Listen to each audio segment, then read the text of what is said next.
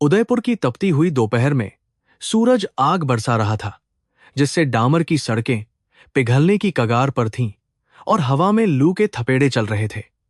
जिला समाहरणालय के विशाल लोहे के गेट के बाहर पुलिस की 3 काली एसयूवी गाड़ियों का काफिला सायरन बजाते हुए पूरी रफ्तार से दाखिल हुआ, जिसने वहां मौजूद हर शख्स का ध्यान अपनी ओर खींच लिया। लाल बत्ती की चमक और सायरन की गूंज ने माहौल में एक अजीब सा तनाव पैदा कर दिया था, मानो कोई तूफान आने वाला हो जो सब कुछ बदलकर रख देगा। सुरक्षाकर्मी और प्रशासनिक अधिकारी, जो अब तक सुस्त पड़े थे, अचानक हरकत में आ गए और कतारबद्ध होकर उस शख्स के स्वागत के लिए खड़े हो गए, जिसके हाथ में अब इस पूरे जिले की बागडोर थी। गाड़ी का दरवाजा खुला और एक चमकदार काले जूते ने धूल भरी जमीन पर कदम रखा, जिसके बाद एक लंबा और कद्दावर शख्स बाहर निकला, जिसके चेहरे पर एक पत्थर जैसी गंभीरता थी।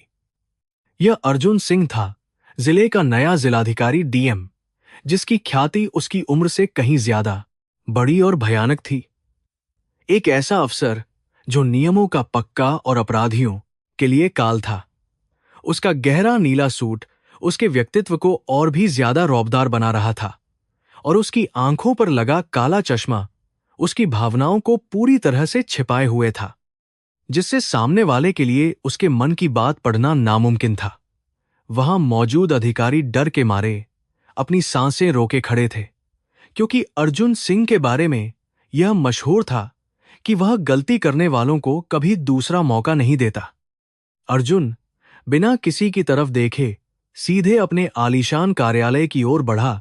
उसके चलने का अंदाज किसी शेर जैसा था जो अपने इलाके का मुआयना करने निकला हो। उसके पीछे उसका निजी सचिव शर्मा फाइलों का एक भारी गट्ठर लिए दौड़ता हुआ आ रहा था, जिसके माथे पर पसीने की बूंदें साफ चमक रही थीं। गलियारे में सन्नाटा पसरा हुआ था। केवल अर्जुन के जूतों की खट-खट की आवाज गूंज रही थी, जो हर कर्मचारी के दिल की धड़कन बढ़ा रही थी। उसने अपने कमरे का दरवाजा धक्का देकर खोला और सीधे अपनी कुर्सी पर जाकर बैठ गया, जैसे कि वह उस कुर्सी के लिए ही बना हो। उसने अपना काला चश्मा उतारकर मेज पर रखा और शर्मा की तरफ ऐसी नजरों से देखा कि शर्मा के हाथ से फाइलें लगभग गिर ही गई थीं। मैंने तुमसे 3 दिन पहले विक्रम सेठी की अवैध संपत्तियों की पूरी रिपोर्ट मांगी थी, शर्मा, लेकिन अभी तक वह मेरी मेज पर क्यों नहीं है? अर्जुन की आवाज धीमी थी, लेकिन उसमें इतना वजन और ठंडक थी कि शर्मा की रीढ़ की हड्डी में सिहरन दौड़ गई। वह कुछ बोलने के लिए हकलाया, बहाने बनाने की कोशिश की कि पुराने रिकॉर्ड मिलने में समय लग रहा है, लेकिन अर्जुन ने उसे हाथ के इशारे से चुप करा दिया। अर्जुन को काम में देरी और बहानेबाजी से सख्त नफरत थी, और वह मानता था कि अक्षमता भी एक तरह का अपराध है जिसे किसी भी सूरत में बर्दाश्त नहीं किया जाना चाहिए। मुझे बहानों की जरूरत नहीं है, शर्मा। मुझे परिणाम चाहिए, और अगर तुम काम नहीं कर सकते तो अपना इस्तीफा लिखकर जाओ। मैं किसी और को रख लूंगा। अर्जुन ने फाइल को मेज पर पटकते हुए कहा और अपनी कुर्सी घुमाकर खिड़की की ओर देखने लगा, जहां से पूरा उदयपुर शहर दिखाई दे रहा था। उसकी नजरें शहर की खूबसूरती पर नहीं, बल्कि उन गंदी बस्तियों और आलीशान इमारतों के बीच के फर्क पर टिकी थीं, जहां न्याय की धज्जियां उड़ाई जा रही थीं। उसके दिल में एक आग जल रही थी, एक ऐसा पुराना जख्म जो समय के साथ भरने के बजाय और गहरा होता जा रहा था। वह इस शहर में सिर्फ नौकरी करने नहीं आया था, बल्कि एक पुराना हिसाब चुकता करने आया था जो सालों से उधार था। शहर के दूसरे छोर पर एक विशाल और आलीशान हवेली में, जो किसी राजा के महल से कम नहीं थी, एक बूढ़ी औरत फर्श पर घुटनों के बल बैठकर मार्बल के फर्श को रगड़-रगड़ कर साफ कर रही थी। यह गायत्री थी, जिसके चेहरे पर झुर्रियां और आंखों में एक गहरा दुख था, लेकिन उसके काम में एक अजीब सी गरिमा और समर्पण था। वह विक्रम सेठी के घर में पिछले 10 सालों से नौकरानी का काम कर रही थी और हर दिन अपमान के घूंट पीकर भी खामोश रहती थी। उसके हाथों की लकीरें गवाह थीं कि उसने जिंदगी में कितना संघर्ष किया है, लेकिन उसने कभी किसी के सामने हाथ नहीं फैलाया, सिवाय अपने स्वाभिमान की रक्षा के लिए।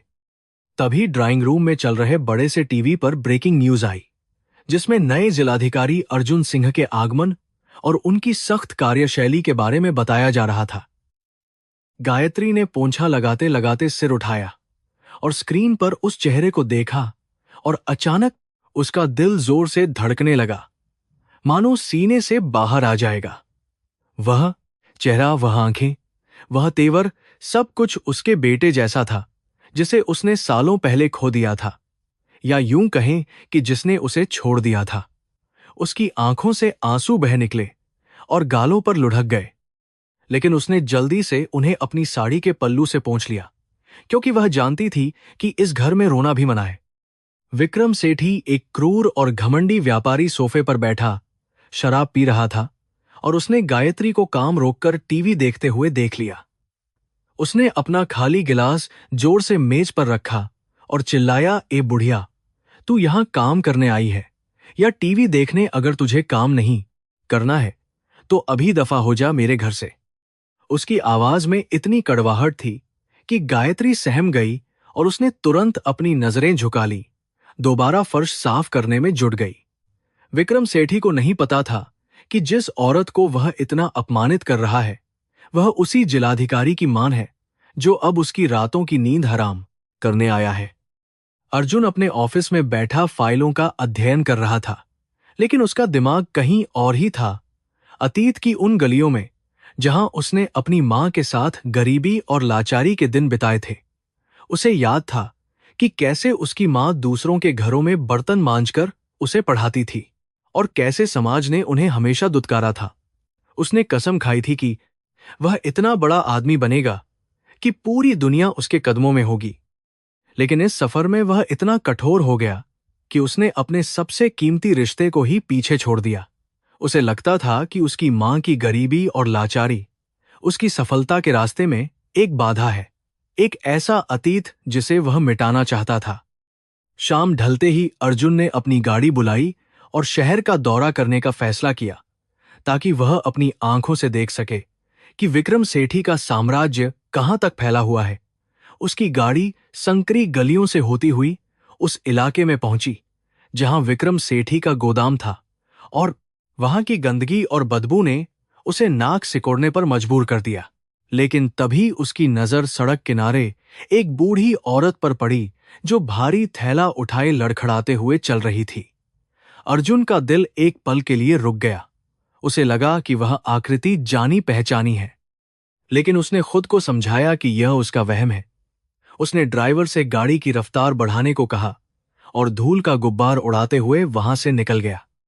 गायत्री ने उस तेजी से गुजरती हुई गाड़ी को देखा और पहचान लिया कि यह वही सरकारी गाड़ी है जो टीवी पर दिखाई गई थी। उसके मन में एक उम्मीद की किरण जागी कि शायद उसका बेटा उसे देखने आया है, लेकिन जब गाड़ी बिना रुके आगे निकल गई तो उसकी उम्मीद टूट गई। वह जानती थी कि उसका बेटा अब एक बड़ा आदमी बन गया है, और शायद अब उसे अपनी गरीब और अनपढ़ मां की कोई जरूरत नहीं है। उसने एक गहरी सांस ली, अपने आंसुओं को पिया और अपने घर की ओर चल पड़ी, जो एक छोटी सी कोठरी थी जहां वह अकेली रहती थी। अगले दिन सुबह अर्जुन ने अपने ऑफिस में पुलिस कमिश्नर और अन्य आला अधिकारियों की एक आपातकालीन बैठक बुलाई, जिसमें उसने विक्रम सेठी के खिलाफ सख्त कार्रवाई के आदेश दिए। उसने साफ शब्दों में कहा कि उसे इस शहर में कानून का राज चाहिए, चाहे उसके लिए किसी भी हद तक जाना पड़े। अधिकारियों के चेहरों पर पसीना आ गया, क्योंकि वे जानते थे कि विक्रम सेठी की पहुंच बहुत ऊपर तक है। लेकिन अर्जुन की आंखों में जो आग थी, उसके सामने किसी की बोलने की हिम्मत नहीं हुई। अर्जुन ने एक विशेष टीम का गठन किया और खुद उस ऑपरेशन की निगरानी करने का फैसला किया, जो शहर के इतिहास का सबसे बड़ा छापा होने वाला था। उसी वक्त विक्रम सेठी को अपने जासूसों से खबर मिल गई कि नया जिलाधिकारी उसके पीछे हाथ धोकर पड़ गया है और उसकी हर गतिविधि पर नजर रख रहा है। विक्रम ने गुस्से में अपना फोन दीवार पर दे मारा और कसम खाई कि वह इस नए अफसर को ऐसा सबक सिखाएगा कि वह क्षमा गुस्से में इसके ऊड़ मांसल कर दिया, जिंदगी भर याद रखेगा। उसने अपने गुर्गों को आदेश दिया कि वे अर्जुन की कमजोरियों का पता लगाएं, चाहे वह कोई भी हो या कहीं भी हो। विक्रम की नजर अब गायत्री पर पड़ी, जिसे उसने अक्सर अर्जुन की पुरानी तस्वीरों को छुपकर देखते हुए पकड़ा था, और उसके शैतानी दिमाग में एक खौफनाक योजना आकार लेने लगी। अर्जुन अपने काम में इतना मगन था कि उसे बाहर की दुनिया का कोई होश नहीं था। वह बस फाइलों और सबूतों के पहाड़ में खोया हुआ था। उसे नहीं पता था कि जिस मां को उसने अपने अतीत के अंधेरे में कहीं छोड़ दिया था, वह अब उसके वर्तमान और भविष्य की सबसे बड़ी कड़ी बनने वाली थी। नियति ने मां और बेटे के लिए एक ऐसा खेल रचा था जिसमें जीत चाहे किसी की भी हो, लेकिन कीमत दोनों को चुकानी पड़ने वाली थी। अर्जुन की मेज पर रखी नेमप्लेट चमक रही थी, लेकिन उसके अंदर का इंसान धीरे धीरे अंधेरे में डूबता जा रहा था, और उसे बचाने वाला कोई नहीं था। उदयपुर की सबसे पॉश कॉलोनी में स्थित विक्रम सेठी का बंगला आज रात रोशनी से नहाया हुआ था। महंगी विदेशी कारों की कतारें गेट के बाहर लगी थीं, और हवा में महंगे इत्र और शराब की महक घुली हुई थी। शहर के तमाम बड़े व्यापारी, राजनेता और भ्रष्ट अधिकारी वहां जमा थे, जो सेठी की ताकत और रसूख के आगे नतमस्तक होने आए थे। शास्त्रीय संगीत की धीमी धुन के बीच हंसी, ठिठोली और कांच के टकराने की आवाजें गूंज रही थीं, जो बाहर की दुनिया की गरीबी और संघर्ष का मजाक उड़ा रही थीं। चारों तरफ सुरक्षा का कड़ा पहरा था, मानो किसी किले की सुरक्षा की जा रही हो। अर्जुन सिंह अपनी सरकारी गाड़ी से उतरा और उसने अपनी शेरवानी के बटन ठीक किए। उसके चेहरे पर एक कूटनीतिक मुस्कान थी, लेकिन उसकी आंखों में वही पुरानी आग जल रही थी। वह जानता था कि वह शेर की मांद में कदम रख रहा है, जहां हर कोई उसका दुश्मन हो सकता है। उसने एक गहरी सांस ली और मुख्य द्वार की ओर बढ़ा, जहां विक्रम सेठी अपने कुछ चमचों के साथ खड़ा होकर मेहमानों का स्वागत कर रहा था।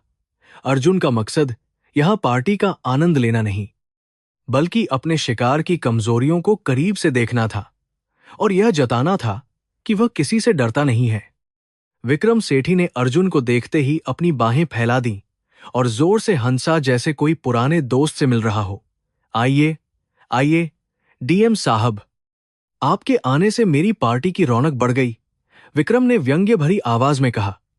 अर्जुन ने हाथ मिलाया, लेकिन उसकी पकड़ सख्त थी। शुक्रिया मिस्टर सेठी, मैंने सुना है आपकी पार्टियों में शहर के सारे राज खुलते हैं, अर्जुन ने शांत स्वर में जवाब दिया। विक्रम की मुस्कान एक पल के लिए फीकी पड़ी, लेकिन उसने तुरंत खुद को संभाल लिया और अर्जुन को अंदर ले गया। दोनों के बीच का तनाव हवा में महसूस किया जा सकता था। पार्टी हॉल के अंदर का नजारा और भी चकाचौंध भरा था, जहां वेटर चांदी की ट्रे में ड्रिंक्स और स्नैक्स परोस रहे थे। अर्जुन भीड़ के बीच से गुजरते हुए कोने में खड़ा हो गया, जहां से वह पूरे हॉल पर नजर रख सकता था। तभी उसकी नजर किचन के दरवाजे से निकलती हुई एक बुजुर्ग महिला पर पड़ी, जो भारी ट्रे उठाए हुए कांपते हाथों से चल रही थी। वह महिला भीड़ से बचते हुए मेहमानों को सर्व कर रही थी, और उसका सिर झुका हुआ था। अर्जुन का दिल एक धड़कन चूक गया, क्योंकि वह चाल उसे बहुत जानी पहचानी लगी और बेचैनी होने लगी। जैसे ही वह महिला करीब आई, अर्जुन की सांसें हलक में अटक गईं। वह कोई और नहीं बल्कि उसकी अपनी मां गायत्री थी। वही मां जिसने कभी दूसरों के घर झाड़ू पोछा करके उसे पढ़ाया लिखाया था, आज उसके सबसे बड़े दुश्मन के घर में वेटर का काम कर रही थी। अर्जुन के पैरों तले जमीन खिसक गई। वह सूट बूट में एक शक्तिशाली अधिकारी बनकर खड़ा था, और उसकी मां फटे पुराने कपड़ों में लोगों की झूठन उठा रही थी। एक पल के लिए अर्जुन को अपनी सारी कामयाबी और रुतबा एकदम बेकार और खोखला लगने लगा। उसे समझ नहीं आया कि वह क्या प्रतिक्रिया दे। गायत्री ने जैसे ही सिर उठाया, उसकी नजर अर्जुन से टकराई। उसके हाथ से ट्रे लगभग छूटने ही वाली थी, लेकिन उसने किसी तरह उसे संभाल लिया। उसकी आंखों में पहले अविश्वास, फिर खुशी और अंत में डर का एक मिश्रित भाव उभर आया। वह शायद अपने बेटे को गले लगाना चाहती थी, लेकिन अपनी हैसियत और अर्जुन के रुतबे को देखकर वहीं ठिठक गई। मां और बेटे के बीच की वह खामोशी शोर शराबे वाली पार्टी में भी चीखती हुई महसूस हो रही थी। विक्रम सेठी जो पास ही खड़ा था ने उन दोनों की इस नजर को देख लिया और उसकी भौहें तन गईं। विक्रम की शातिर आंखों में एक चमक आ गई। उसे तुरंत शक हो गया कि इस नए डीएम और उसकी पुरानी नौकरानी के बीच कोई गहरा रिश्ता है। उसने जानबूझकर अर्जुन की परीक्षा लेने का फैसला किया।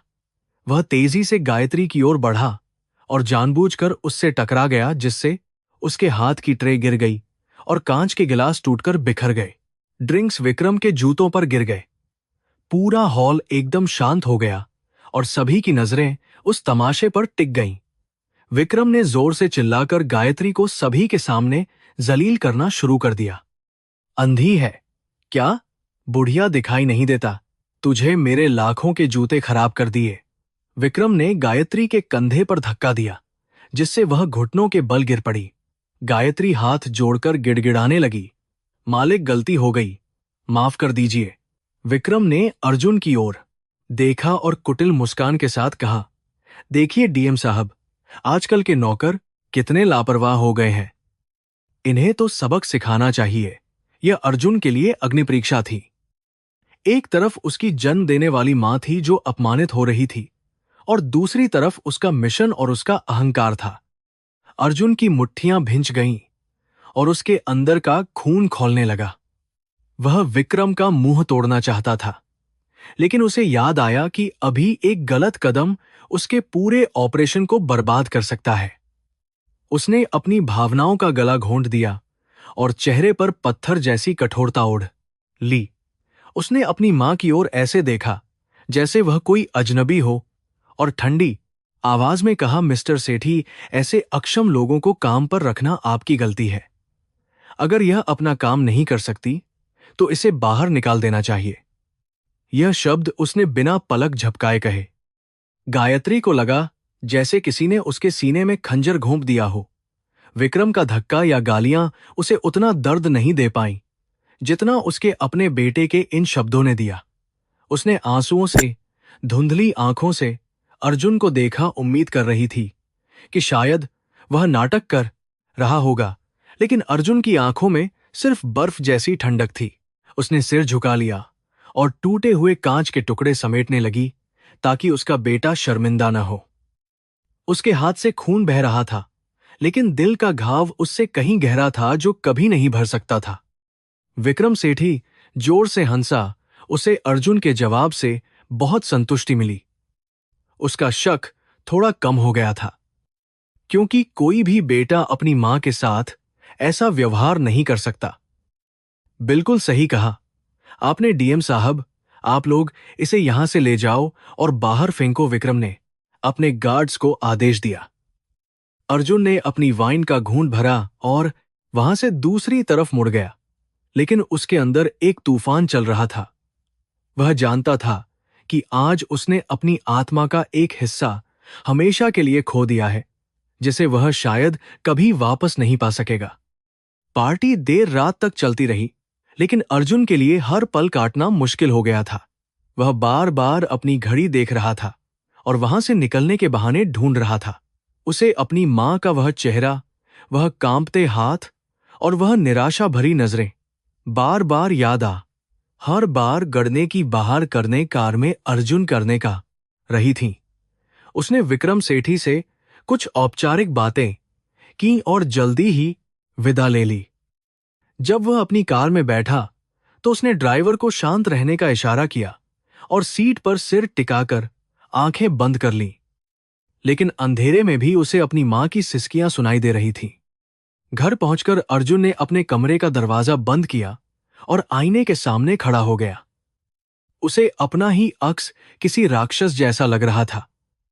उसने गुस्से में अपना टाई खींचकर फेंक दी और कांच का गिलास दीवार पर दे मारा। मैं यह सब तुम्हारे लिए कर रहा हूं मां, वह खुद से झूठ बोल रहा था। मैं इस शहर को साफ कर दूंगा, फिर सब ठीक हो जाएगा। लेकिन उसका अंतर्मन जानता था कि आज उसने जो किया है वह किसी भी महान उद्देश्य के लिए जायज नहीं ठहराया जा सकता। उसकी आंखों में आंसू थे जो बाहर नहीं आ पा रहे थे। उधर नौकरों के क्वार्टर के बाहर अंधेरे में बैठी गायत्री अपने जख्मी हाथ को सहला रही थी। उसे नौकरी से नहीं निकाला गया था क्योंकि पुराने नौकरों ने उसकी सिफारिश कर दी थी, लेकिन आज उसका स्वाभिमान पूरी तरह टूट चुका था। वह आसमान की ओर देखकर बुदबुदाई, हे भगवान, मेरे बेटे को सही रास्ता दिखाना, उसे इतनी शक्ति देना कि वह बुराई से लड़ सके, भले ही उसके लिए मुझे कितनी भी कीमत क्यों न चुकानी पड़े। एक मां का दिल अभी भी अपने उस बेटे के लिए दुआ मांग रहा था जिसने उसे पहचानने से भी इनकार कर दिया था। विक्रम सेठी की आलीशान पार्टी से निकलने के बाद अर्जुन सिंह की गाड़ी उदयपुर की सुनसान सड़कों पर हवा से बातें कर रही थी। स्ट्रीट लाइट की रोशनी गाड़ी के शीशे पर परछाइयां बना रही थी जो अर्जुन के मन में चल रहे तूफानों का प्रतिबिंब थीं। उसका दिमाग बार बार उसी दृश्य पर अटक रहा था जहां उसकी बूढ़ी मां उसके सबसे बड़े दुश्मन के कदमों में झुकी हुई थी। उसके अंदर का बेटा दर्द से कराह रहा था, लेकिन उसके अंदर का अहंकारी अधिकारी उसे यह समझा रहा था कि यह सब उसकी मां की गलती है। उसने स्टीयरिंग व्हील को इतनी जोर से भींचा कि उसकी उंगलियां सफेद पड़ गईं और उसने गाड़ी को शहर के बाहरी इलाके की ओर मोड़ दिया। गाड़ी एक पुराने और वीरान खंडहर के पास जाकर रुकी जहां सन्नाटा चीख रहा था और केवल झींगुरों की आवाज सुनाई दे रही थी। यह वह जगह थी जहां अर्जुन बचपन में अपनी मां के साथ आता था, जब वे बेघर थे और उनके पास सिर छुपाने की जगह नहीं थी। कुछ ही देर बाद संदर अघरता देश बरेली कि आपसे ज्यादा तेज अंधेरे में से एक छाया धीरे धीरे उसकी ओर बढ़ती हुई दिखाई दी जो लंगड़ाते हुए चल रही थी। यह गायत्री थी जिसने अपने फटे हुए पल्लू से अपना चेहरा आधा ढका हुआ था। उसकी चाल में थकान थी, लेकिन अपने बेटे से मिलने की आस ने उसे यहां तक खींच लाया था। भले ही उसके पैर जवाब दे रहे थे। अर्जुन गाड़ी से बाहर निकला और अपनी मां की तरफ बढ़ा, लेकिन उसकी चाल में कोई सम्मान या प्रेम नहीं था, बल्कि एक ठंडा गुस्सा था। वह गायत्री के सामने एक दीवार की तरह खड़ा हो गया। उसकी परछाई ने उसकी छोटी सी मां को पूरी तरह से ढक लिया।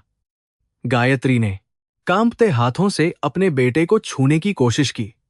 उसकी आंखों में ममता का सागर उमड़ रहा था, लेकिन अर्जुन ने झटके से पीछे हटकर खुद को बचा लिया, मानो उसकी मां के स्पर्श से उसे कोई बीमारी लग जाएगी। यह तिरस्कार गायत्री के लिए किसी थप्पड़ से कम नहीं था और उसका हाथ हवा में ही थम गया। तुम वहां क्या कर रही थी मां? क्या तुम्हें मेरी इज्जत मिट्टी में मिलाने में मजा आता है? अर्जुन की आवाज में इतनी कड़वाहट थी कि रात की हवा भी जम गई। उसने अपनी जेब से नोटों की एक मोटी गड्डी निकाली और गायत्री के कदमों में फेंक दी जैसे कोई भिखारी को भीख देता है। अगर तुम्हें पैसे चाहिए थे तो मुझसे मांग लेती। विक्रम सेठी के घर बर्तन मांजकर तुमने साबित कर दिया कि तुम मेरी कामयाबी से जलती हो। ये लो पैसे और चले जाओ। यहां से मुझे अपनी शक्ल मत दिखाना जब तक मैं इस शहर का डीएम हूं। नोट हवा में उड़ते हुए धूल भरी जमीन पर बिखर गए, लेकिन गायत्री ने उन पर एक नजर भी नहीं डाली। उसकी नजरें सिर्फ अपने बेटे के पत्थर दिल चेहरे पर टिकी थीं। उसकी आंखों से आंसू बह रहे थे, लेकिन उसने अपनी आवाज को टूटने नहीं दिया। बेटा, तुझे लगता है मैं वहां पैसों के लिए काम करती हूं। मैं वहां इसलिए हूं क्योंकि मैं तेरी रक्षा करना चाहती हूं। तू अंधा हो गया है। अर्जुन, अपनी ताकत के नशे में तुझे अपने दुश्मन और अपने शुभचिंतक में फर्क नजर नहीं आ रहा है।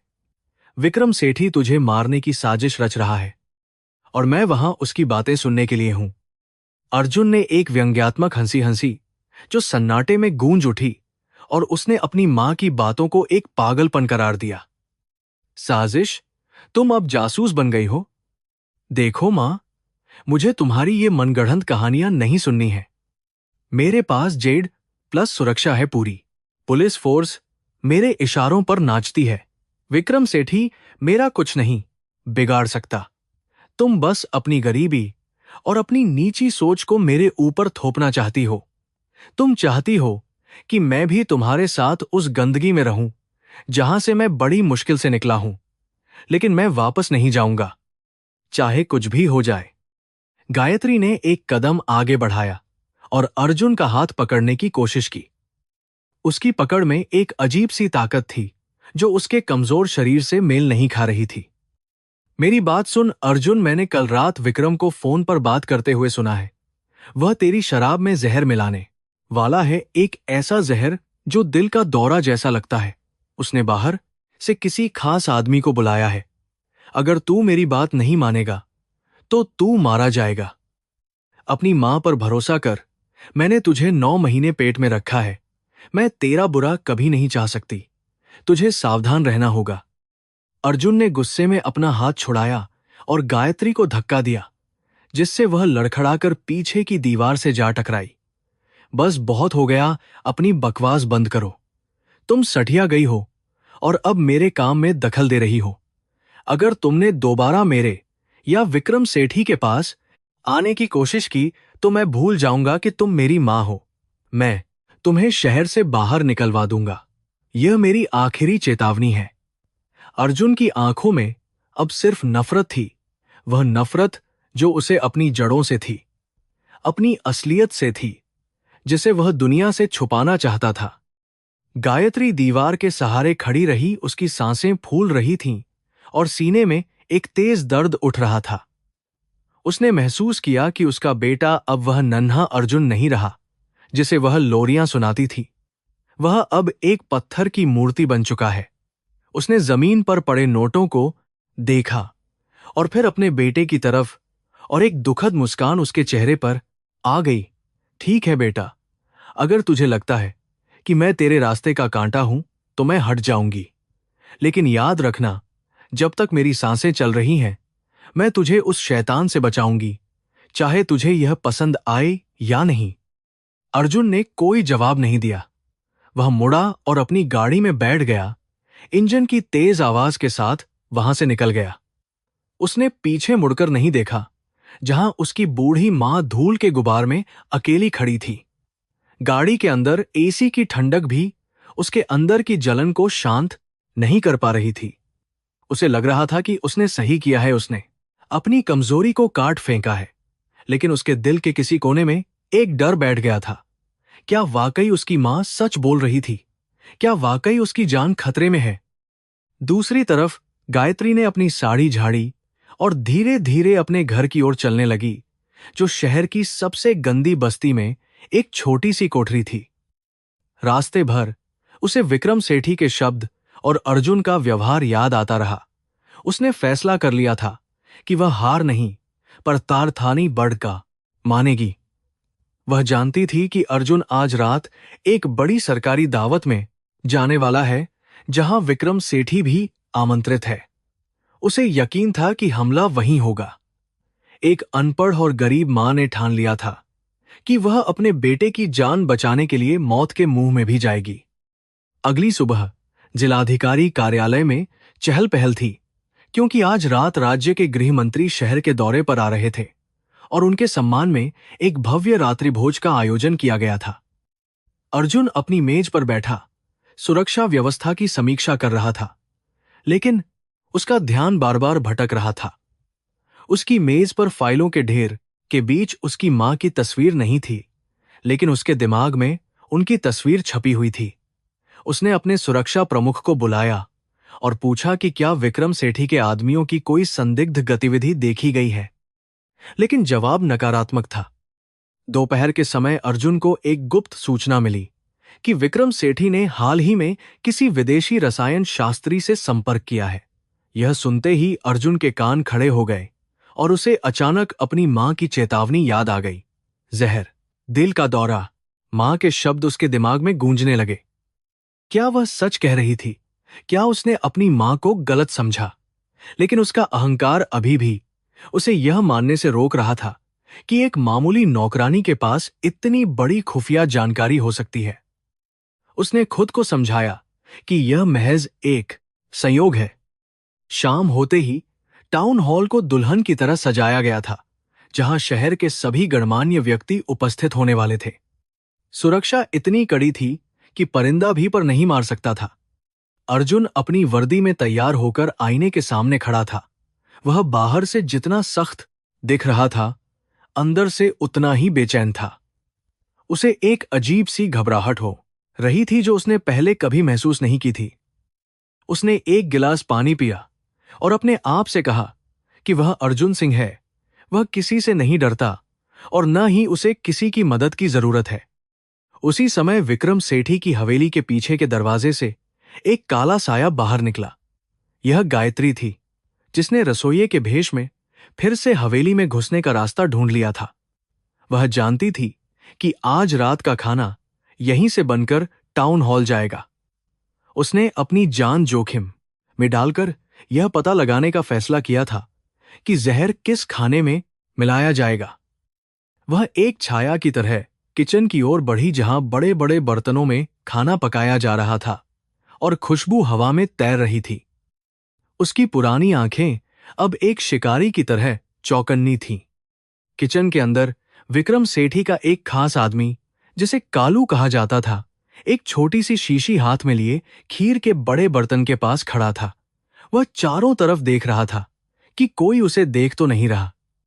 गायत्री खिड़की की दरार से यह सब देख रही थी और उसका दिल जोर जोर से धड़कने लगा। जैसे ही कालू ने शीशी का ढक्कन खोला, गायत्री समझ गई कि यही वह पल है।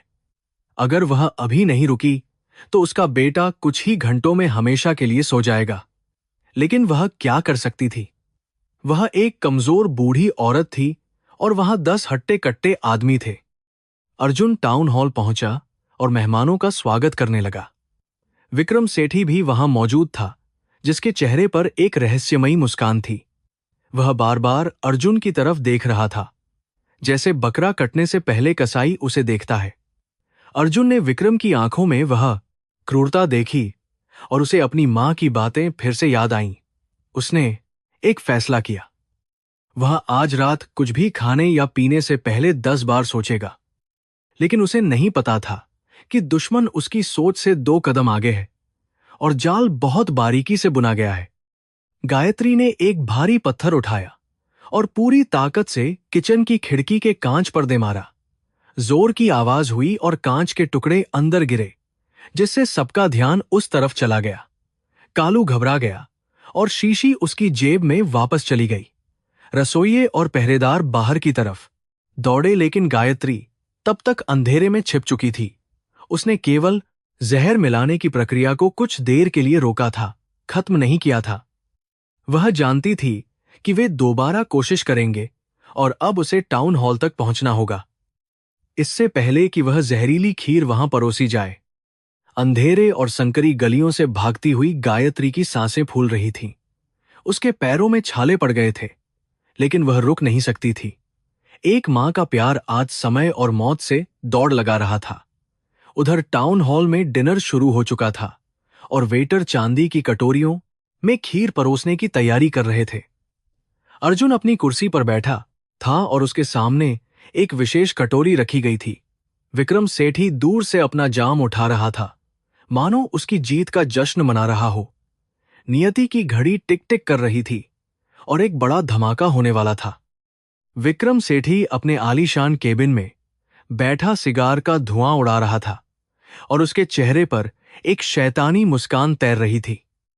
उसके जासूसों ने उसे वह खबर दी थी जिसका उसे बेसब्री से इंतजार था। उसे पक्का यकीन हो गया था कि वह मामूली नौकरानी गायत्री कोई और नहीं बल्कि सख्त जिलाधिकारी अर्जुन सिंह की सगी मां है। यह जानकारी उसके हाथ में एक ऐसा ब्रह्मास्त्र थी जिससे वह अर्जुन के करियर और अहंकार दोनों को एक ही वार में खत्म कर सकता था। उसने फोन उठाया और अपने सबसे भरोसेमंद आदमी को एक खास काम सौंपा। आज का दिन अर्जुन की जिंदगी का सबसे काला दिन होने वाला था, जहां उसे कानून और खून के बीच किसी एक को चुनना था। दोपहर के समय गायत्री अपने पुराने झोले को कसकर पकड़े हुए जिला कलेक्ट्रेट की ओर बढ़ रही थी। उसके मन में एक ही धुन सवार थी कि किसी तरह अर्जुन को उस जहर के बारे में दोबारा चेतावनी दे दे, क्योंकि कल रात वह पूरी बात नहीं बता पाई थी। वह जानती थी कि वहां सुरक्षा बहुत कड़ी है, लेकिन एक मां का डर उसे हर खतरे से टकराने की हिम्मत दे रहा था। वह जैसे ही मुख्य द्वार पर पहुंची, सुरक्षा गार्डों ने उसे रोक लिया। उसकी वेशभूषा देखकर उन्होंने उसे संदेह की नजर से देखा और उसका झोला चेक करने के लिए छीन लिया। गायत्री घबरा गई। उसे समझ नहीं आया कि वे उसके साथ अपराधी जैसा बर्ताव क्यों कर रहे हैं। अचानक एक सुरक्षा गार्ड चिल्लाया और उसने गायत्री के झोले से एक लाल रंग की फाइल निकाली, जिस पर बड़े अक्षरों में अति गोपनीय टॉप सीक्रेट लिखा हुआ था। वहां मौजूद सभी लोग सन्न रह गए। यह फाइल राष्ट्रीय सुरक्षा और सीमावर्ती जमीनों के सौदे से जुड़ी थी, जो जिलाधिकारी के निजी लॉकर में होनी चाहिए थी। सायरन बजने लगे और पुलिस वालों ने तुरंत गायत्री को घेर लिया और बंदूकों का रुख उसकी तरफ कर दिया। गायत्री हक्की बक्की रह गई। उसे समझ ही नहीं आया कि यह फाइल उसके थैले में कैसे आई। वह तो बस अपने बेटे को बचाने आई थी, लेकिन अब वह खुद देशद्रोही करार दी जा रही थी। शोरगुल सुनकर अर्जुन अपने केबिन से बाहर निकला। उसके पीछे मीडिया के कैमरे और रिपोर्टर भी दौड़ पड़े, जो संयोगवश वहां किसी प्रेस कॉन्फ्रेंस के लिए मौजूद थे। जब अर्जुन ने देखा कि पुलिस ने उसकी मांग को घेर रखा है और उन पर सरकारी दस्तावेज चोरी करने का आरोप लग रहा है, तो उसके पैरों तले जमीन खिसक गई। फ्लैश बल्ब चमकने लगे और पत्रकारों ने सवालों की बौछार कर दी। डीएम साहब, क्या आपके कार्यालय की सुरक्षा इतनी कमजोर है कि एक बुढ़िया गोपनीय फाइल चुरा ले गई? अर्जुन का दिमाग सुन्न हो गया। वह जानता था कि यह विक्रम सेठी की चाल है, लेकिन सबूत उसके खिलाफ थे। अर्जुन धीरे धीरे सीढ़ियां उतरकर नीचे आया। उसका चेहरा पत्थर की तरह सख्त था। उसने कांपती हुई गायत्री की आंखों में देखा, जहां सिर्फ बेबसी और सवाल थे। क्या यह फाइल तुम्हारे पास से मिली है? उसने कड़क आवाज में पूछा। जिसमें बेटे की ममता नहीं, नीचे एक है न बरभर, तो मैं बार की एक है न बरहर, बल्कि एक अधिकारी की पूछताछ थी। गायत्री रो पड़ी। बेटा, मैं नहीं जानती यह मेरे झोले में कैसे आई। मैं तो तुझे बताने आई थी कि। लेकिन अर्जुन ने उसे बीच में ही रोक दिया। वह जानता था कि अगर उसने अभी जरा सी भी नरमी दिखाई तो मीडिया और समाज उसे पक्षपाती और भ्रष्ट घोषित कर देगा। भीड़ में खड़ा विक्रम सेठी का एक आदमी जोर से चिल्लाया, यह औरत जासूस है, इसे गिरफ्तार करो। कानून सबके लिए बराबर होना चाहिए, चाहे वह कोई भी हो। यह आवाज आग में घी का काम कर गई। अर्जुन के माथे पर पसीना आ गया। उसके सामने दो रास्ते थे, या तो वह अपनी मां को बचाए और अपने पद से इस्तीफा दे दे, या फिर कानून का पालन करे और अपनी मां को जेल भेज दे। उसका पूरा करियर, उसका रुतबा और उसका वह सपना जिसे उसने इतनी मेहनत से बनाया था, सब दांव पर लगा था। उसने अपनी मुट्ठियां भींची और अपनी अंतरात्मा की आवाज को अनसुना कर दिया। कानून कानून है, अर्जुन ने ठंडी और यांत्रिक आवाज में घोषणा की, जिसे सुनकर वहां मौजूद हर शख्स हैरान रह गया। इंस्पेक्टर, इस महिला को सरकारी गोपनीयता अधिनियम के तहत गिरफ्तार किया जाए। इस मामले की पूरी जांच होगी और दोषी पाए जाने पर सख्त सजा दी जाएगी। गायत्री को अपने कानों पर विश्वास नहीं हुआ। उसने सोचा था कि उसका बेटा उसे डांटेगा, शायद भगा देगा, लेकिन उसे यह उम्मीद नहीं थी कि वह उसे हथकड़ी पहनाएगा। पुलिसकर्मी आगे बढ़े और उन्होंने गायत्री के बूढ़े और कमजोर हाथों में लोहे की हथकड़ियां डाल दी। कैमरों के फ्लैश लगातार चमक रहे थे, जो गायत्री के अपमान और अर्जुन की निर्ममता को कैद कर रहे थे। गायत्री ने कोई विरोध नहीं किया। उसने बस एक बार गहरी नजरों से अर्जुन को देखा। उस नजर में गुस्सा नहीं था, बल्कि एक गहरा दुख और स्वीकारोक्ति थी कि उसका बेटा अब पूरी तरह बदल चुका है।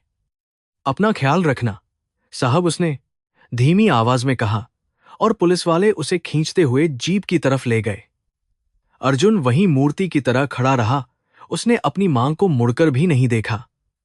उसने अपनी वर्दी की साख तो बचा ली थी, लेकिन अपनी इंसानियत का अंतिम कतरा भी खो दिया था। जैसे ही पुलिस जीप धूल उड़ाती हुई वहां से निकली, अर्जुन ने वहां जमा भीड़ को तितर बितर होने का आदेश दिया और वापस अपने कैबिन की ओर मुड़ गया। उसका दिल जोर जोर से धड़क रहा था और उसे लग रहा था कि वह अभी गिर पड़ेगा। उसने अपने कमरे का वहां केबिन की ओर मुड़ गया। उसने अपने कमरे का अभी गिर पड़ेगा दरवाजा अंदर से बंद किया और कुर्सी पर ढह गया। उसकी आंखों के सामने बार बार वह दृश्य आ रहा था जब उसकी मां को हथकड़ी लगाई जा रही थी। उसने मेज पर रखे पानी के गिलास को उठाया, लेकिन उसके हाथ इतने कांप रहे थे कि पानी छलक गया। वह चीखना चाहता था, लेकिन उसकी आवाज गले में ही घुट गई। विक्रम सेठी ने टीवी पर यह ब्रेकिंग न्यूज देखी और ठहाका लगाकर हंसा। वाह, अर्जुन सिंह मान गए तुम्हें। तुमने अपनी कुर्सी बचाने के लिए अपनी ही मां की बलि चढ़ा दी। अब तुम अंदर से टूट चुके हो और एक टूटा हुआ इंसान कभी भी मुझसे नहीं लड़ सकता। विक्रम ने अपनी जीत का जश्न मनाने के लिए शराब की बोतल खोली। उसकी योजना पूरी तरह सफल रही थी। उसने न केवल गायत्री को रास्ते से हटा दिया था, बल्कि अर्जुन को मानसिक रूप से इतना अपाहिज कर दिया था कि अब वह सही और गलत का फैसला नहीं कर पाएगा। उधर पुलिस स्टेशन के एक अंधेरे और बदबूदार सेल में गायत्री को बंद कर दिया गया। वह ठंडे फर्श पर बैठी थी और उसकी आंखों से आंसू सूख चुके थे। उसने अपने जीवन में बहुत दुख देखे थे, लेकिन आज का दुख उन सबसे बड़ा था। उसे जेल जाने का गम नहीं था, उसे गम इस बात का था कि उसके बेटे ने उस पर भरोसा नहीं किया। उसने दीवारों को देखा और सोचा कि शायद यही उसकी नियति है। उसने मन ही मन फैसला किया कि अगर वह यहां से कभी बाहर निकली तो वह अपने बेटे की जिंदगी से हमेशा के लिए दूर चली जाएगी, ताकि उसे फिर कभी शर्मिंदा न होना पड़े। रात गहरी हो गई थी, लेकिन अर्जुन को नींद नहीं आ रही थी। वह अपने आलीशान बंगले में अकेला टहल रहा था। हर तरफ सन्नाटा था जो उसे खाने को दौड़ रहा था। उसे अपनी मां की बातें याद आ रही थी। जहर साजिश, विक्रम सेठी। अचानक उसके दिमाग में एक बिजली सी कौंधी। अगर उसकी मां सच बोल रही थी, तो अगर वह फाइल वाकई किसी ने प्लांट की थी, तो उसने तुरंत अपने एक भरोसेमंद निजी जांचकर्ता को फोन लगाया और उसे आदेश दिया कि वह गुप्त रूप से सीसीटीवी फुटेज और उस समय ड्यूटी पर मौजूद गार्ड्स की जांच करे।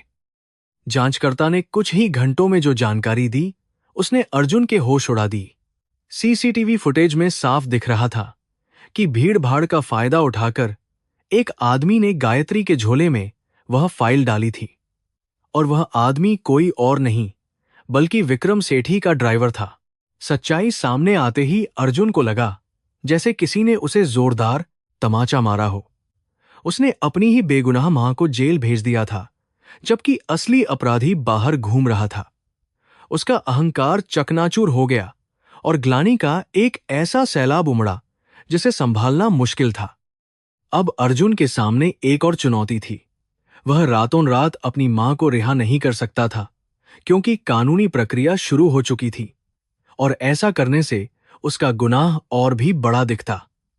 उसे अब विक्रम सेठी को उसके ही खेल में हराना था।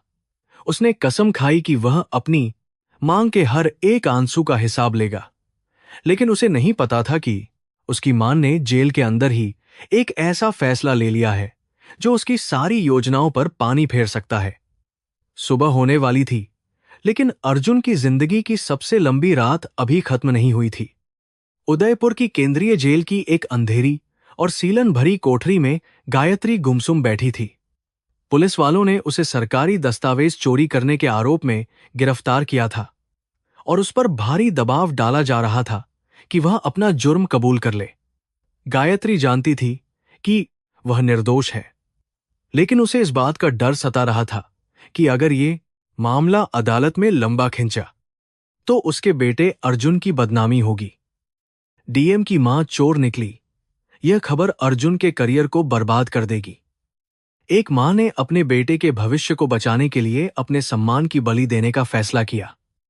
उसने इंस्पेक्टर से कांपती आवाज में कहा, साहब, मैंने ही वो फाइल चुराई थी। मेरे बेटे का इसमें कोई हाथ नहीं है, उसे छोड़ दो। उधर जिलाधिकारी कार्यालय में अर्जुन पागलों की तरह सीसीटीवी फुटेज खंगाल रहा था। उसे उस रात की पार्टी का वीडियो मिल गया था जिसे विक्रम सेठी ने मिटाने की कोशिश की थी।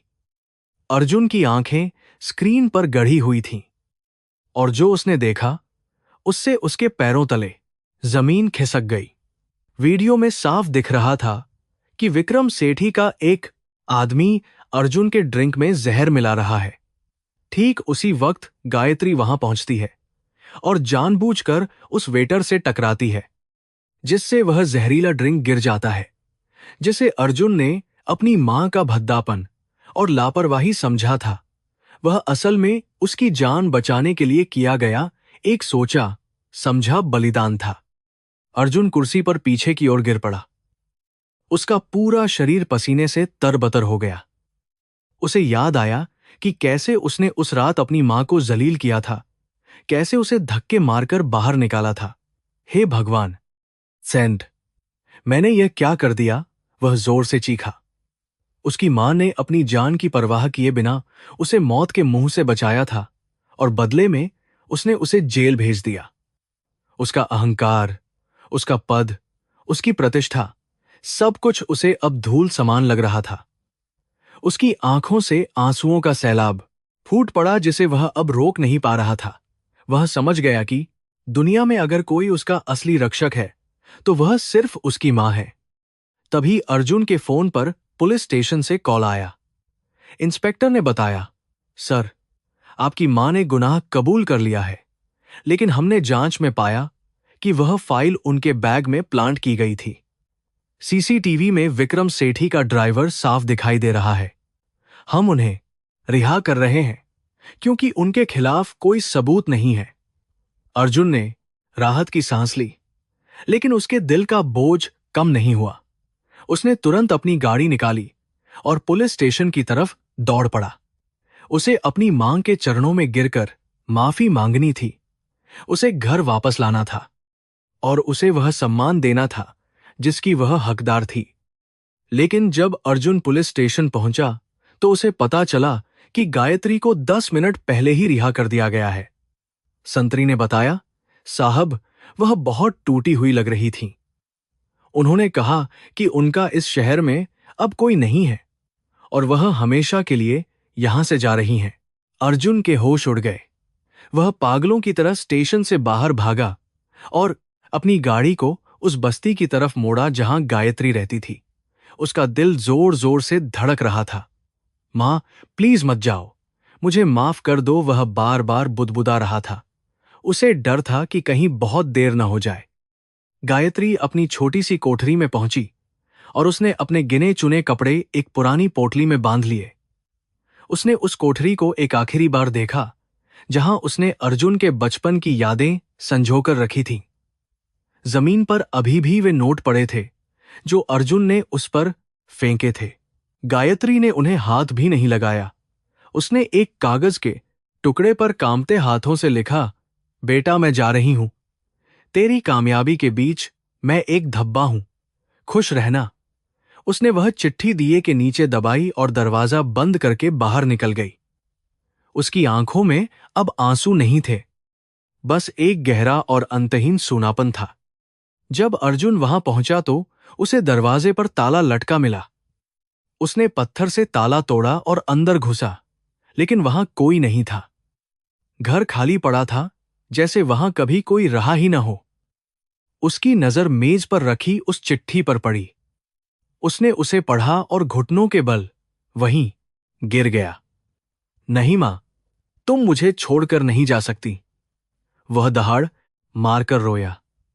उसने पड़ोसियों से पूछताछ की तो एक बूढ़े आदमी ने बताया, बेटा, गायत्री अभी अभी बस अड्डे की तरफ गई है। वह कह रही थी कि वह हरिद्वार जा रही है, वहीं अपनी बाकी जिंदगी काटेगी और वहीं मरेगी। अर्जुन ने घड़ी देखी। शाम की बस के निकलने में सिर्फ 15 मिनट बाकी थे। बस अड्डा शहर के दूसरे छोर पर था और ट्रैफिक का समय था। उसने आंसुओं को पोंछा और अपनी गाड़ी में छलांग लगा दी। उसने सायरन बजाया और एक्सीलेटर पर पैर दबा दिया। गाड़ी हवा से बातें करने लगी, लाल बत्तियों को तोड़ते हुए और अन्य गाड़ियों को पीछे छोड़ते हुए। अर्जुन के दिमाग में सिर्फ एक ही छवि थी, उसकी मां का चेहरा। वह जानता था कि अगर आज उसकी मां चली गई तो वह जिंदगी भर खुद को माफ नहीं कर पाएगा। यह अब सिर्फ एक दौड़ नहीं थी, बल्कि उसके प्रायश्चित का आखिरी मौका था। उधर विक्रम सेठी को भी खबर मिल गई थी कि गायत्री जेल से छूट गई है और शहर छोड़कर जा रही है। विक्रम ने अपनी व्हिस्की का गिलास मेज पर पटका और अपने गुर्गों को फोन लगाया। वह बुढ़िया जिंदा बचकर नहीं जानी चाहिए।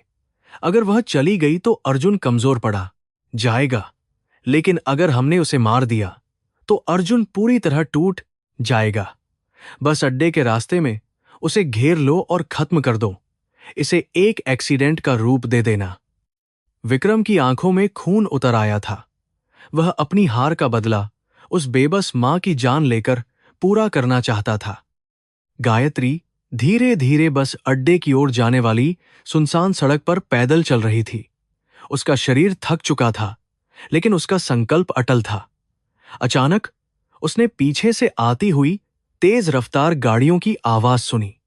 उसने मुड़कर देखा तो 3 काली एसयूवी उसकी तरफ बढ़ रही थीं। उसे लगा कि शायद अर्जुन उसे रोकने आया है, लेकिन जब उसने खिड़की से बंदूकों की नली बाहर निकली देखी तो वह समझ गई कि यह उसका बेटा नहीं बल्कि मौत है। वह घबराकर सड़क के किनारे झाड़ियों की तरफ दौड़ी, लेकिन गाड़ियों ने उसे घेरना शुरू कर दिया। अब उसके पास भागने का कोई रास्ता नहीं था। अर्जुन भी उसी रास्ते पर था, लेकिन वह अभी भी कुछ किलोमीटर दूर था। उसने दूर से धूल का गुबार और गाड़ियों का जमावड़ा देखा। उसका पुलिसिया दिमाग तुरंत खतरे को भांप गया। मां, वह चिल्लाया और उसने गाड़ी की रफ्तार और बढ़ा दी। इंजन की सुई रेड लाइन को पार कर गई। यह अब समय और मौत के बीच की रेस थी। एक तरफ हत्यारे थे जो उसकी मां को मारने के लिए तैयार थे, और दूसरी तरफ एक पछताता हुआ बेटा था जो अपनी जान देकर भी उन्हें बचाना चाहता था। क्या अर्जुन समय पर पहुंच पाएगा या फिर उसकी गोद हमेशा के लिए सूनी हो जाएगी? सूरज क्षितिज में डूब रहा था और उसकी अंतिम किरणें धूल भरे मैदान पर खून की तरह लाल दिखाई दे रही थीं। सुनसान सड़क पर खड़ी गायत्री को 3 काली एसयूवी ने चारों तरफ से घेर लिया था। गाड़ियों के दरवाजे खुले और उनमें से हाथ में लोहे की रॉड और चेन लिए हुए हट्टे कट्टे गुंडे बाहर निकले। उनके चेहरों पर एक क्रूर मुस्कान थी, जैसे शिकारी अपने जाल में फंसे शिकार को देखकर खुश होता है।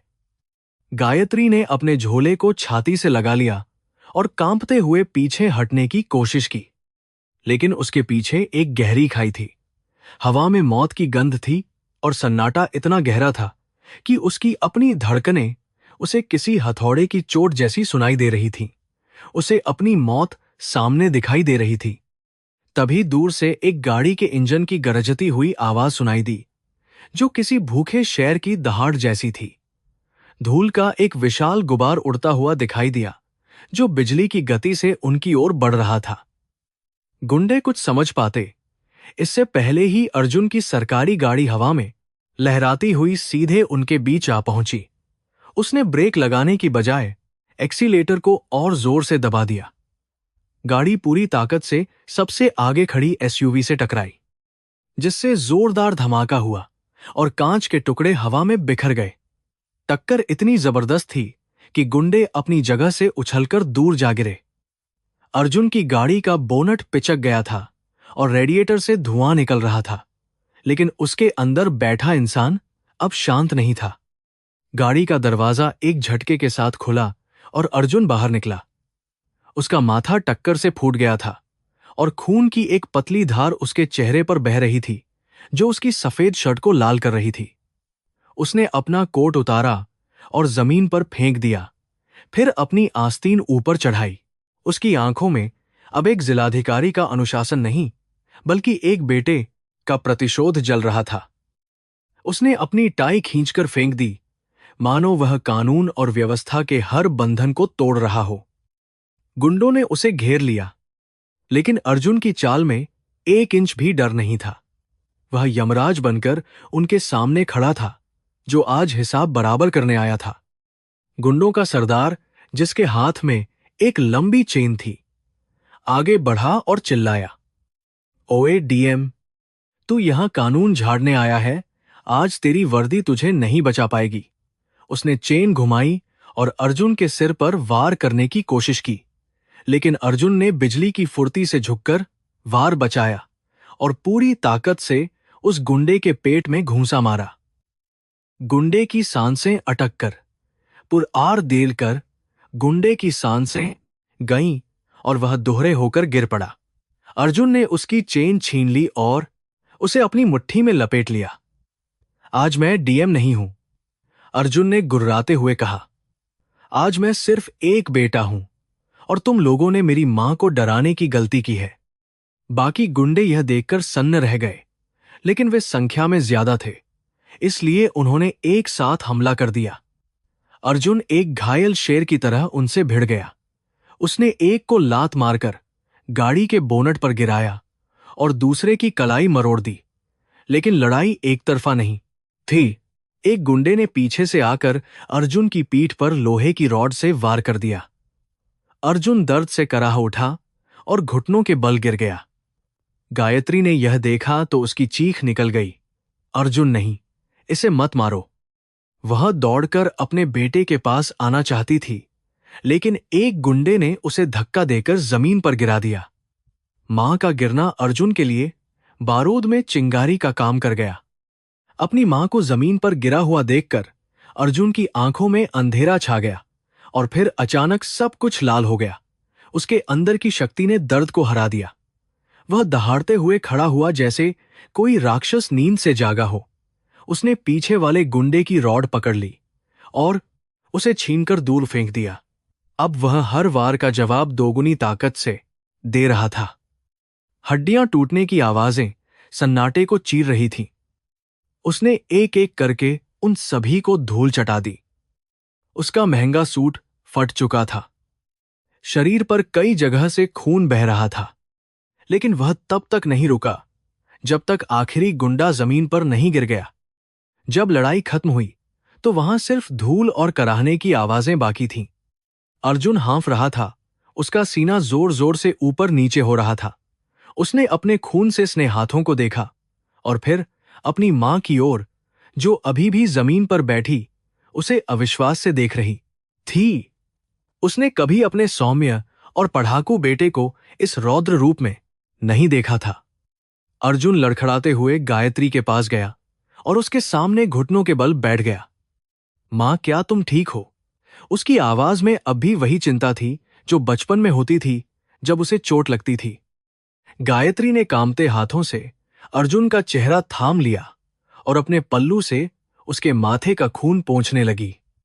तुझे कितनी चोट लगी है बेटा? क्यों आया तू यहां? ये लोग तुझे मार डालते, वह रोते हुए बोली। अर्जुन ने अपनी मां के हाथों को चूम लिया, जो धूल और मिट्टी से सने थे। मैं तुम्हें कैसे छोड़ सकता था? मां, मैंने बहुत बड़ी गलती कर दी, मुझे माफ कर दो। मैं अंधा हो गया था। अर्जुन की आंखों से आंसू बह निकले और उसके खून से स्नेह गालों पर लुढ़क गए। ये एक जिलाधिकारी के आंसू नहीं थे, यह एक पश्चातापी पुत्र के आंसू थे। तभी दूर से पुलिस सायरन की आवाजें सुनाई देने लगीं। शर्मा और भारी पुलिस बल वहां पहुंच गया था। जब उन्होंने वहां का नजारा देखा तो वे हक्के बक्के रह गए। उनका कड़क और अनुशासित डीएम खून से लथपथ फटे कपड़ों में जमीन पर बैठा अपनी मां के पैर पकड़कर रो रहा था और उसके चारों तरफ शहर के नामी गुंडे अधमरे हालत में पड़े थे। शर्मा ने तुरंत स्थिति को संभाला और पुलिस वालों को गुंडों को गिरफ्तार करने का आदेश दिया। गुंडों ने दर्द के मारे तुरंत कबूल कर लिया कि उन्हें विक्रम सेठी ने भेजा था ताकि वह गायत्री को मारकर अर्जुन को सबक सिखा सके। अर्जुन ने शर्मा की मदद से गायत्री को उठाया और अपनी दूसरी गाड़ी में बिठाया। अब सब ठीक हो जाएगा मां, चलो घर चलते हैं, उसने कहा। लेकिन गायत्री ने धीरे से अपना हाथ छुड़ा लिया। उसकी आंखों में अभी भी एक अजीब सी दृढ़ता थी। नहीं अर्जुन, मैं घर नहीं जा सकती। आज तूने मुझे बचा लिया, लेकिन मेरी वजह से तेरी जान खतरे में पड़ गई। मैं तेरी कमजोरी हूं बेटा, और एक राजा कभी कमजोर नहीं हो सकता। अर्जुन उसे समझाना चाहता था, लेकिन उसका गला रुंध गया था। वह जानता था कि उसकी मां का स्वाभिमान और उसका डर दोनों ही बहुत गहरे हैं। उसी वक्त शहर के आलीशान बंगले में विक्रम सेठी अपना सामान पैक कर रहा था। उसे खबर मिल गई थी कि उसका प्लान फेल हो गया है और अर्जुन ने उसके आदमियों को पकड़ लिया है। वह जानता था कि अब पुलिस किसी भी पल उसके दरवाजे पर होगी। उसका अहंकार अब डर में बदल चुका था। वह पिछले दरवाजे से भागने की फिराक में था, लेकिन जैसे ही उसने गेट खोला, पुलिस की दर्जनों गाड़ियों ने उसे घेर लिया। अर्जुन, जो अभी भी खून से सना हुआ था, गाड़ी से उतरा और उसने विक्रम की आंखों में आंखें डालकर देखा। आज डर विक्रम की आंखों में था, अर्जुन की नहीं। अर्जुन ने विक्रम के पास जाकर धीमे लेकिन सख्त स्वर में कहा, तुमने मेरी मां को रुलाया है विक्रम। कानून अपना काम करेगा, लेकिन एक बेटे के तौर पर मैं तुम्हें कभी माफ नहीं करूंगा। तुम्हारी सल्तनत खत्म हो गई है। पुलिस ने विक्रम को हथकड़ी लगाई और उसे घसीटते हुए ले गई। मीडिया वहां पहुंच चुकी थी और यह दृश्य लाइव प्रसारित हो रहा था।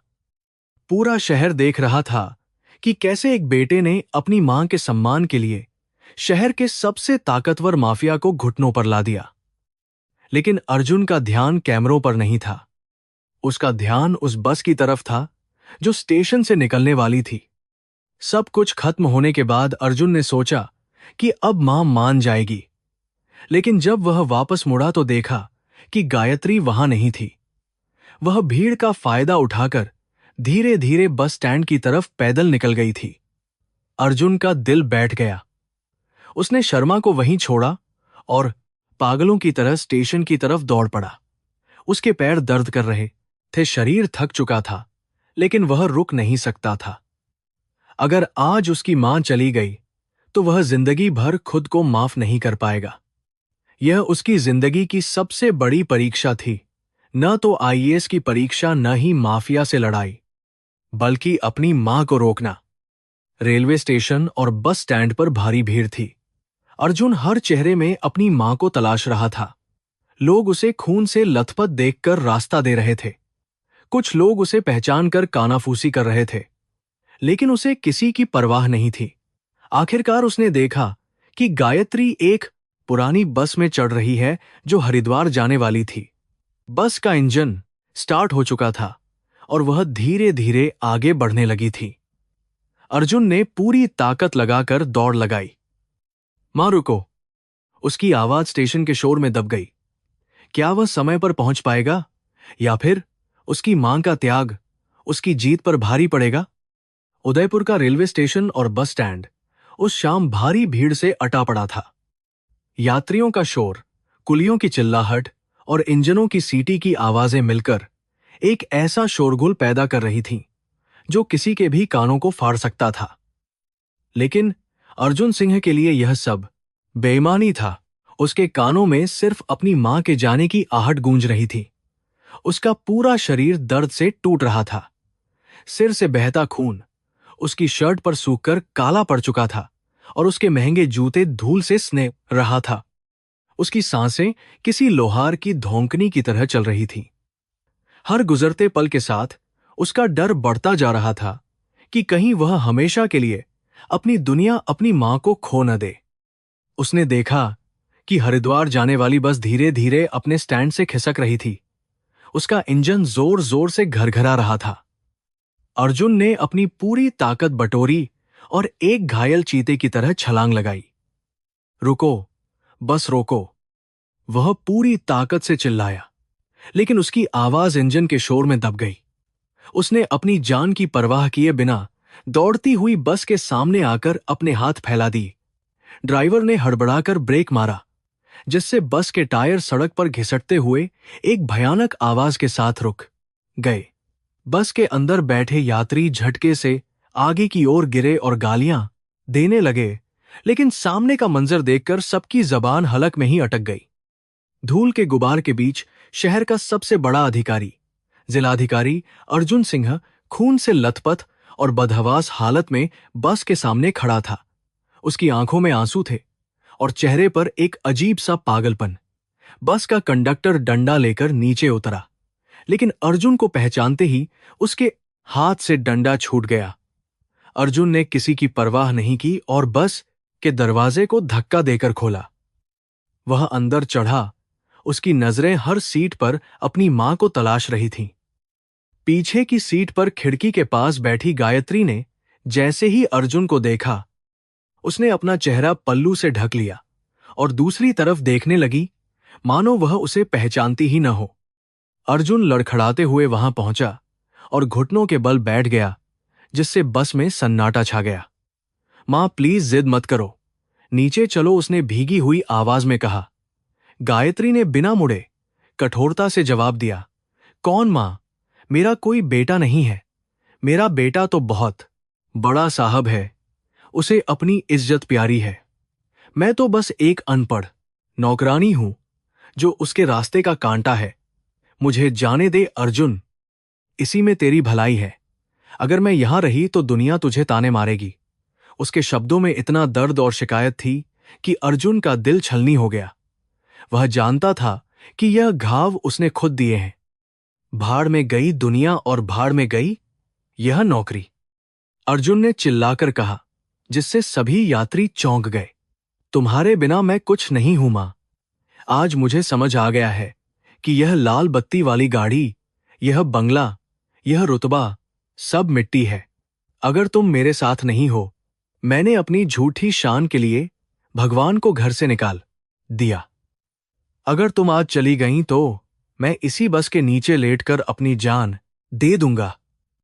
अर्जुन ने उसका हाथ पकड़ लिया, लेकिन गायत्री ने झटके से हाथ छुड़ा लिया। वह अभी भी मान रही थी कि उसका दूर रहना ही अर्जुन के भविष्य के लिए सही है। वह उठी और बस से नीचे उतरने लगी, लेकिन अर्जुन को अपने साथ ले जाने के लिए नहीं, बल्कि उससे पीछा छुड़ाने के लिए। स्टेशन के बाहर लोगों की भारी भीड़ जमा हो गई थी। हर कोई हैरान था कि आखिर हो क्या रहा है। मीडिया की वैन भी वहां पहुंच चुकी थी और कैमरे लाइव टेलीकास्ट कर रहे थे। गायत्री तेजी से भीड़ के बीच से निकलने की कोशिश कर रही थी और अर्जुन उसके पीछे पीछे चल रहा था। मां, एक बार मेरी बात सुन लो, वह गिड़गिड़ा रहा था, लेकिन गायत्री ने मुड़कर देखा और हाथ जोड़कर बोली, साहब क्यों तमाशा बना रहे हो? मैं आपके लायक नहीं हूं, मुझे मेरे हाल पर छोड़ दो। उसने अर्जुन को बेटा की जगह साहब कहकर संबोधित किया, जिसने अर्जुन की आत्मा को झकझोर कर रख दिया। यह दूरी उसे किसी भी सजा से ज्यादा बड़ी लग रही थी। अर्जुन वहीं ठिठक गया। उसे एहसास हुआ कि सिर्फ शब्दों से माफी नहीं मिलेगी। उसने जो पाप किया है उसका प्रायश्चित भी उतना ही बड़ा होना चाहिए। उसने आव देखा न ताव सैकड़ों लोगों, अपने अधीनस्थों, मीडिया और पूरी दुनिया के सामने अपनी वर्दी की परवाह किए बिना वहीं धूल भरी सड़क पर घुटनों के बल बैठ गया। फिर उसने अपना सिर जमीन पर रख दिया। उसने अपनी मां के चरणों में साष्टांग दंडवत प्रणाम किया। एक जिलाधिकारी जो पूरे जिले को अपने इशारों पर नचाता था, आज एक बूढ़ी औरत के पैरों में पड़ा, बच्चों की तरह फूट फूट कर रो रहा था। भीड़ एकदम शांत हो गई, यहां तक कि हवा भी जैसे थम सी गई। मुझे माफ कर दो मां। अर्जुन की सिसकियां माइक और कैमरों में कैद हो रही थीं। मैं अपनी ताकत के नशे में अंधा हो गया था। मैंने भूल गया कि जिस कुर्सी पर मैं बैठा हूं वह तुम्हारी ही मेहनत और त्याग की देन है। तुम मुझे मारो, पीटो, दुनिया के सामने जलील करो, लेकिन मुझे छोड़कर मत जाओ। मैं कसम खाता हूं, आज के बाद मैं डीएम अर्जुन सिंह नहीं, बल्कि गायत्री का बेटा अर्जुन बनकर रहूंगा। अगर तुम नहीं मानी तो मैं यहीं अपनी जान दे दूंगा, लेकिन उठूंगा नहीं। उसका माथा जमीन पर रगड़ रहा था और उसके आंसू सड़क की धूल को कीचड़ में बदल रहे थे। गायत्री का पत्थर सा दिल आखिरकार पिघल गया। उसने मुड़कर देखा कि उसका बेटा, जिसे उसने उंगली पकड़कर चलना सिखाया था, आज दुनिया के सामने अपनी नाक रगड़ रहा है। उसकी ममता का बांध टूट गया। वह दौड़कर वापस आई और जमीन पर बैठ गई। उसने अर्जुन के सिर को अपने हाथों में लिया और उसे उठाया। अरे पागल, तू क्या कर रहा है? तू राजा है इस शहर का, उठ जा मेरे लाल। गायत्री भी रोने लगी और उसने अपने पल्लू से अर्जुन का चेहरा साफ किया। मां और बेटे का यह मिलन देखकर वहां मौजूद हर शख्स की आंखों में आंसू आ गए। लोगों ने तालियां बजानी शुरू कर दी और भारत माता की जय के साथ साथ मां, बेटे की जय के नारे भी गूंजने लगे। अर्जुन ने गायत्री को कसकर गले लगा लिया, जैसे कोई बच्चा अपनी खोई हुई गुड़िया पाकर खुश होता है। उसने महसूस किया कि असली सुकून एसी कमरों में नहीं, बल्कि मां की गोद में है। अब मैं तुम्हें कभी कहीं नहीं जाने दूंगा, उसने सिसकते हुए कहा। गायत्री ने उसके सिर पर हाथ फेरा और माथे को चूमा।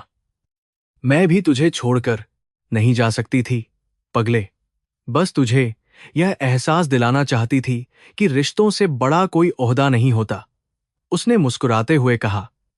उस पल अर्जुन ने न केवल अपनी मां को वापस पाया, बल्कि अपना खोया हुआ जमीर भी वापस पा लिया। कुछ ही दूरी पर पुलिस जीप में बैठे विक्रम सेठी को यह सब अपनी हथकड़ियों के पीछे से देखना पड़ रहा था। उसका घमंड, उसकी दौलत और उसकी ताकत, सब कुछ इस निस्वार्थ प्रेम के आगे हार चुका था। इंस्पेक्टर ने व्यंग्य करते हुए कहा, देख लो सेठी, इसे कहते हैं असली ताकत। तुम लोगों को डराकर राज करते थे और यह आदमी झुककर दिलों पर राज कर रहा है। विक्रम ने सिर झुका लिया, उसे अपनी हार का कड़वा स्वाद चखना पड़ा। उसे जेल ले जाया जा रहा था, जहां उसे अपनी बाकी जिंदगी तन्हाई और पछतावे में काटनी थी। बुराई का अंत हमेशा बुरा ही होता है, यह कहावत आज सच साबित हो गई थी। अगले दिन के अखबारों और न्यूज चैनलों पर अर्जुन सिंह की वह तस्वीर छपी थी जिसमें वह अपनी मां के पैरों में पड़ा था। हेडलाइन थी, एक डीएम का सबसे बड़ा फैसला पद से पहले मां। यह खबर पूरे देश में आग की तरह फैल गई। लोग अर्जुन की आलोचना करने के बजाय उसकी तारीफ कर रहे थे।